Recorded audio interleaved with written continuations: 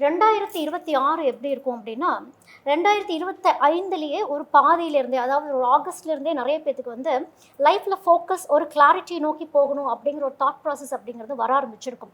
இன்னுமே ஒரு சிலரால் டெசிஷன் எடுக்க முடியாத சூழ்நிலைகளில் இருக்கும். இப்போ நிறையா அந்த அதிசாரம் ஆகிறதும் சரி, வக்ரம் ஆகிறதும் சரி, இந்த மாதிரி விஷயங்களில் வந்து இப்படி நடக்கும் பொழுது முடிவுகள் எடுக்க திணறுவாங்க.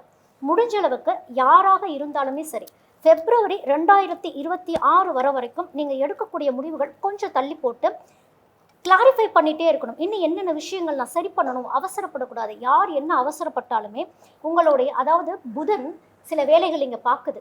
நீங்கள் எடுக்கக்கூடிய முடிவுகளில் சில தவறுகள் நடக்கும்படி செய்யக்கூடியதாக இருக்குது. அதோடு இந்த கணவன் மனைவி பிரிவு, நிறைய அந்த டிவோர்ஸ் நோக்கி போகக்கூடிய விஷயங்கள், முடிவெடுக்கக்கூடிய விஷயங்கள், இதெல்லாம் கொஞ்சம் தள்ளி போட்டு, ஏன்னா ஆகஸ்ட்டுக்கு அப்புறம் கொஞ்சம் சுக்கிரன் கொஞ்சம் நல்லபடியாக வருது அப்படிங்கிறதுனால பெண்கள் உங்கள் கணவன் மீது கோபமாக இருக்கீங்க அப்படின்னா அது சரியாகக்கூடிய ஒரு அமைப்பு அப்படிங்கிறதுலாம் வருது. ஃபேமிலி இஷ்யூஸ் அப்படிங்கிறது அதிகரிக்கக்கூடிய வண்ணமாக இருக்குது. பொது பலன் அப்படின்னு பார்க்குறப்ப ஃபினான்ஷியல் ரீதியாக உங்களுடைய இன்வெஸ்ட்மெண்ட் அப்படிங்கிறது அவசரப்படாமல் இருந்துக்கிறது நல்லதுன்னே சொல்லுவேன். ஆஃப்டர் ஆகஸ்ட் இல்லை அக்டோபர் 2026க்கு அப்புறம் உங்களோட இன்வெஸ்ட்மெண்ட் பிளான்ஸ் அப்படிங்கிறது நல்லாயிருக்கும். நிறைய பேர் வெளிநாட்டில் போய் இன்வெஸ்ட் பண்ணக்கூடிய ஒரு அமைப்பு இருக்கும்.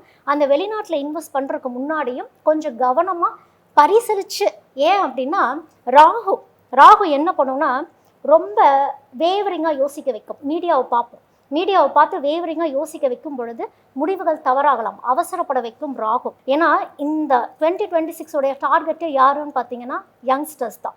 உங்களுடைய மூளை தான். உங்களுடைய மூளையை எவ்வளோ மெழுங்கெடுக்க முடியுமோ அவ்வளோ விஷயங்களும் நடக்க போகுது. அப்படிங்கிறப்போ மிக மிக தெளிவாக இருந்து சுபிக்ஷம் பெறக்கூடிய ஆண்டாகவே இது இருக்கும். கடகராசிக்காரங்களுக்கு வந்து நேரம் நல்லா இருக்குது அப்படிங்கிறப்போ அது முயலாமை கதையாக மாறிடக்கூடாது. நீங்கள் வந்து உங்களுடைய வாழ்க்கையை வந்து 2 மாதம், 2 மாதத்துக்கு அப்புறம் ஒரு 4 மாதம், அந்த 4 மாதத்துக்கு அப்புறம் மறுபடியும் அடுத்து வரக்கூடிய மாதங்கள் அப்படின்னு நீங்கள் செக்ரிகேட் பண்ணி பிரித்து வைக்கணும். பிரித்து வச்சா மட்டுமே க்ரோத் அப்படிங்கிறது இருக்குது. ஏன் அப்படின்னா லைஃப் நல்லாயிருக்கும் அப்படின்னு சொல்லிட்டு கடகத்துக்கு தூங்கக்கூடிய ஒரு அமைப்பு இருக்குது. விடிய வேலை பார்க்குறது, விடிய படிக்கிறது, அதுக்கப்புறம் காலையில் ஃபுல்லாக தூங்குறது, நேரத்துக்கு உங்களுக்கு அந்த பங்க்சுவாலிட்டி அப்படிங்கிறது மிஸ் ஆகிறதுக்கு வாய்ப்பு நிறையா இருக்குது. டிசிப்ளின் அப்படிங்கிறத கொண்டு வரது தான் இந்த மார்ச் மாதம் வரைக்கும், 2026 மார்ச் மாதம் வரைக்கும் நீங்கள் என்ன டிசிப்ளின் எஃபர்ட் போடுறீங்க அப்படிங்கிற ஒரு விஷயத்தில் கவனம் செலுத்த தான் முயல் வேகமாக ஓடும். ஆனால் என்ன பண்ணும், அந்த கதை எல்லாத்துக்குமே தெரியும், ஆமாம் முந்திக்கும். இந்த மாதிரி சுச்சுவேஷன்ஸ் வரும். ஏன்னா ஃபார் எக்ஸாம்பிள் வேலை செய்கிறவங்களாம் இருப்பீங்க, ஸ்டூடெண்ட்ஸ்லாம் நினைப்பீங்க எனக்கு அட்டெண்டன்ஸ் இருக்குது அப்படின்னு நினச்சிட்டு லீவ் போடுறீங்கன்னு வச்சுக்கோங்க, அதில் ஒரு ப்ராப்ளம் வர்றது. அதே மாதிரி ஆஃபீஸ் போகிறவங்க எனக்கு தான் ப்ரொமோஷன் வரப்போதே அப்படின்னு சொல்லிட்டு கொஞ்சம் லத்தாஜிக்காக இருக்கப்போ உங்களை சில பேர் முந்துறது, இந்த மாதிரி விஷயங்கள்லாம் உங்களுக்கு நடக்கும்.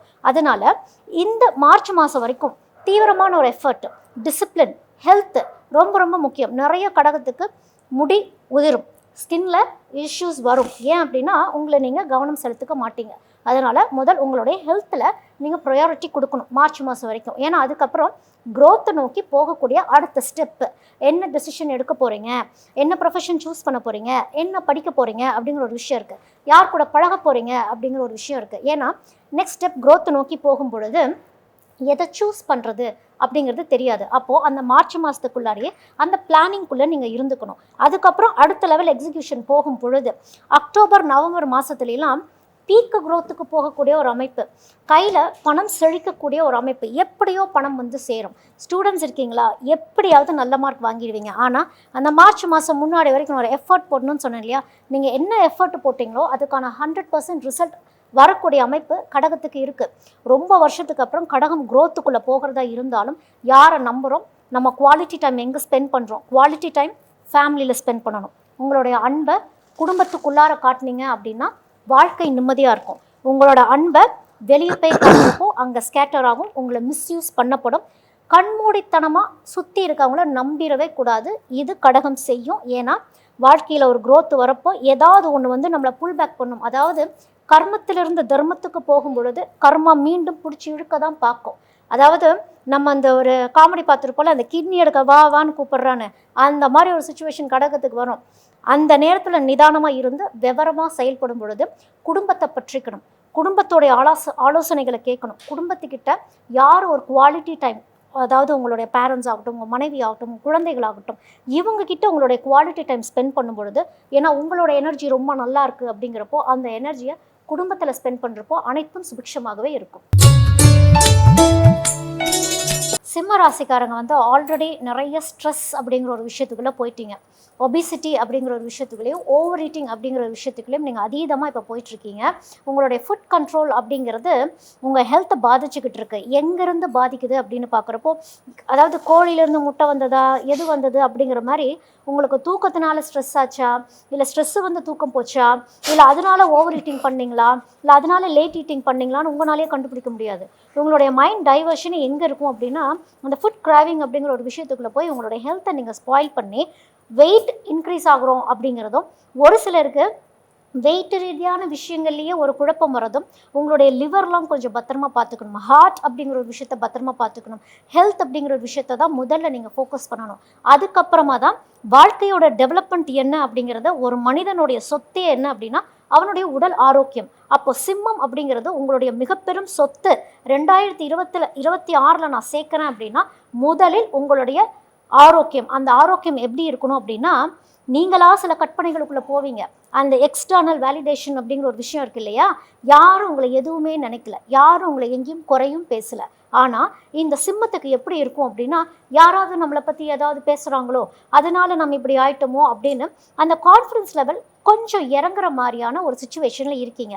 பட் ஸ்டில் நீங்கள் திருச்செந்தூரில் இருக்கக்கூடிய அங்கே இருக்கிற தட்சிணாமூர்த்தியை நீங்கள் போய் வழிபாடு பண்ணும் பொழுது உங்களுக்கு குருபலமும் வரும். ஏன்னா குரு நல்லது செய்கிற இடத்துக்கு வரார். அப்படிங்கிறப்போ யார் நல்லது செய்கிறாங்களோ அவங்கள போய் முதல் நம்ம பிடிச்சிக்கணும்.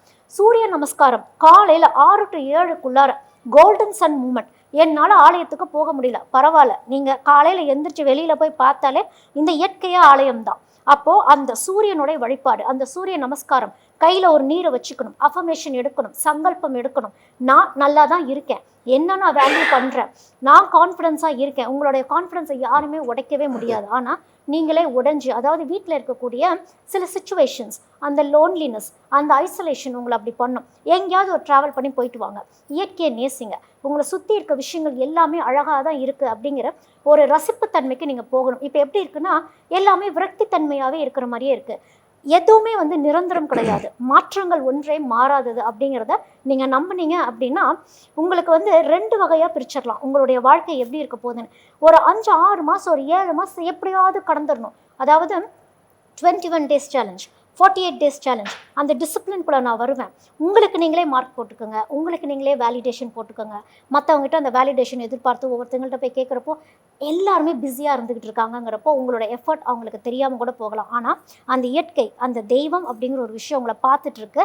அப்படிங்கிறப்போ தெய்வத்தோடைய அனுகிரகம், குருவோடைய அனுகிரகம், குருவோடைய அருள். சனி என்ன பண்ணிட்டுருக்கிறார் அப்படின்னா, கொஞ்சம் யோசிங்க, கொஞ்சம் நிதானமாக இருங்க, சுற்றி இருக்கவங்கள கவனிங்க, உங்களுக்கு நல்லது தான் சொல்கிறாங்க அப்படிங்கிற விஷயத்தை எடுத்துரைக்கும் பொழுது கொஞ்சம் ப்ரிக்கிங்காக இருக்கும், கொஞ்சம் கஷ்டமாக இருக்கும். ஆனால் அதெல்லாம் வந்து ரிஃபைன் பண்ணுற இடத்துல இருக்கீங்க. டோட்டல் ரிஃபைன் அப்படிங்கிறது தான் உங்களுடைய வாழ்க்கை 2026. அதனால் க்ரோத்தை நோக்கி போகக்கூடியது. அந்த கான்ஃபிடென்ஸை எங்கேயும் இழந்துடக்கூடாது. ஓவர் கான்ஃபிடென்ஸ் கூடவே கூடாது சிம்மத்துக்கு. கன்னிராசிக்காரங்க ஆல்ரெடி லைஃப்பில் வாழ்ந்து கெட்டு திரும்பவும் நல்லபடியாக வாழக்கூடிய ஒரு அமைப்புக்கு முயற்சி பண்ணிட்டு இருக்கீங்க அப்படின்னு தான் கன்னிராசியை சொல்லணும். அந்த முயற்சி அது எப்படி அப்படின்னா, எங்க உருள்றோன்னு ஒன்று இருக்கு. கோயில் வாசலை உருள்றோமா, பைப் வாசலை உருள்றோமான்னு ஒரு விஷயம் இருக்குது. ஸோ நீங்கள் என்ன பண்ணிகிட்ருக்கீங்க, யாரை நம்பி இருக்கீங்க அப்படிங்கிறது ரொம்ப கவனம். கண்ணிக்கு வந்து யாராவது புகழ்ந்தா ரொம்ப பிடிக்கும். ஆனால் கிரிட்டிசைஸ் பண்ணுங்க, நான் கேட்டுக்கிறேன் அப்படின்னு சொல்லுவாங்க. கேட்டுக்கிறீங்க, எந்த மாதிரி கேட்டுக்கிறீங்க? ஏன்னா ஒரு விஷயத்த ஆல்ரெடி கண்ணி வந்து பர்ஃபெக்ஷன் எதிர்பார்க்கக்கூடியவங்க. ஆல்ரெடி ஒரு விஷயத்த முடிவு பண்ணிவிட்டு டெசிஷன் எடுத்து வச்சுட்டு சஜஷனாக ஒவ்வொருத்தங்கள்ட்ட போய் கேட்டுட்டு கரெக்டான தப்பான டெசிஷன் எடுக்கிறது அப்படிங்கிறது கண்ணி ரொம்ப தெளிவாக அழகாக பண்ணும். ஏன்னா அங்கே லாஜிக் மட்டுமே வேலை பார்த்துட்டு இருக்குது. கண்ணிக்கு எமோஷன்ஸும் கொஞ்சம் வேலை பார்க்கணும், எமோஷனோட கொஞ்சம் கனெக்ட் ஆகணும். வீடுன்னு வரப்போ எமோஷனல் கனெக்டிவிட்டி டோட்டல் 0 அப்படின்னா நம்ம சொல்லலாம். இல்லையே, நான் எல்லாமே பர்ஃபெக்டாக பண்ணிகிட்ருக்கேனே, லாஜிக்கலாகவே பேசுகிறது, என்னுடைய லைஃப் பார்ட்னருக்கு நான் எல்லாமே கொடுத்துட்டேன், இதுக்கு மேலே என்ன வேணும்? அவங்க என்ன உங்களோட எம்ப்ளாயா? கிடையாது இல்லையா? உங்களுடைய லைஃப் பார்ட்னர் உங்களோட சரிசமமாக இருக்கும் பொழுது உங்களோட எமோஷன்ஸை எங்கே போய் நீங்கள் ஷேர் பண்ணுவீங்க? எமோஷன் அப்படிங்கிற ஒரு விஷயத்த கண்ணி டோட்டலாக மறந்துடுது. டியூட்டி ஓரியன்டாக போகும் பொழுது சில விஷயங்கள், ஏன்னா இதுதான் உங்களுக்கு ஸ்ட்ரெஸ்ஸு. ஸ்ட்ரெஸ்ஸில் இருக்கீங்கன்னே முதல் உங்களுக்கு தெரியாது. நீங்கள் ஸ்ட்ரெஸ்ஸில் இருக்கீங்கன்னு சொன்னால் கூட கண்ணி அக்செப்ட் பண்ண மாட்டாங்க. ஏன் அப்படின்னா அது புதன். எல்லாமே லாஜிக்காகவே யோசிச்சுட்டு எல்லாமே நான் கரெக்டாக பண்ணிட்டேன், இதுக்கு மேலே என்ன பிரச்சனை அப்படிங்கிறது தான். உங்களுடைய நரம்பில் கொஞ்சம் கான்சென்ட்ரேட் பண்ணணும், உங்களுடைய ஃபோக்கஸில் கொஞ்சம் கான்சென்ட்ரேட் பண்ணணும்.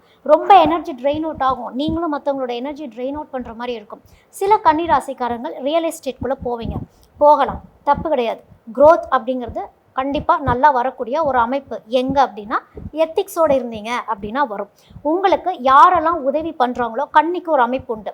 நன்றி மறக்கிறது அப்படிங்கிற ஒரு விஷயம், அது வந்து நன்றி கடந்து போகிறது அப்படின்னு சொல்லலாம்.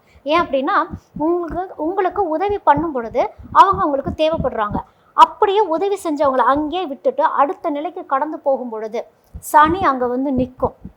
சனி வந்து சில விஷயங்களை சொல்ல ஆரம்பிக்கும். செவ்வாய் கன்னிக்கிட்ட இருக்குது அப்படின்னாலே கடலும் வத்தும் அப்படின்னு சொல்லுவாங்க. அந்த கடல் வத்தாமல் பார்த்துக்கணும். கடலும் வத்தும்னா என்ன? உங்கள் கையிலேருந்து எல்லாமே சுழண்டி அடிச்சுட்டு திரும்ப போகக்கூடிய ஒரு அமைப்பு. சரியான ஃபோக்கஸ் இல்லை அப்படின்னா, நியாயமாக இல்லை அப்படின்னா, டிசிப்ளின்டாக இல்லை அப்படின்னா, எத்திக்ஸோட டிசிப்ளினோட எந்த கண்ணி இருந்தாலும் வாழ்வில் முன்னேற்றம். அப்போது சுற்றி என்ன விஷயங்கள் நடக்குதுங்கிறது ஆணாகட்டும் பெண்ணாகட்டும் அனலைஸ் பண்ணணும், எமோஷ்னல் கனெக்டோட அப்படிங்கிறது தான் கன்னிக்கு.